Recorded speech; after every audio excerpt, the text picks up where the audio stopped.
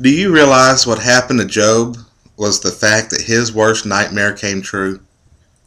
That's what it says in Job chapter 3 verse 25. He says, "For the thing which I greatly feared is come upon me, and that which I was afraid of is come unto me."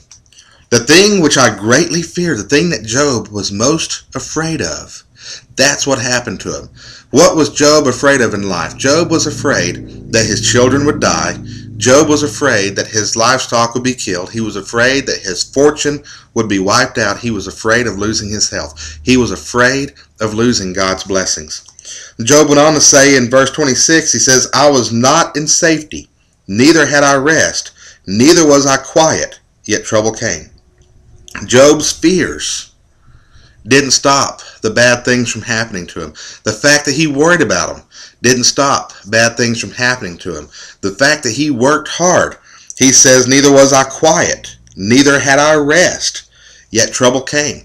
Despite the fact he never rested, despite the fact he was never quiet, trouble still came. His worrying and his efforts, neither of it stopped the bad things that happened to Job. So what did Job think of all that? And what did Job think about what he should have been doing in the first place? What was his response to the fact that all of his worrying and all of his efforts, none of it stopped the bad things from happening to him? It says in Job chapter 3 verse 13, "For now should I have lain still and been quiet, I should have slept, then had I been at rest." Job was saying, I should have relaxed. If there's anything that we can learn from this, is that we can learn that it is futile to worry. Jesus said, "What man of you by taking thought can add 1 cubit to his stature?" You can't solve your problems by worrying about them. You cannot prevent bad things from happening to you by worrying about them. Therefore, you shouldn't worry. Now, there are legitimate concerns that we have in this life, and there are preventive measures that we do take, and those are all well and good. But when we get to where we cannot have rest, where we don't rest, or where we constantly stress out because we fear things, then we begin to see a spiritual struggle take place there.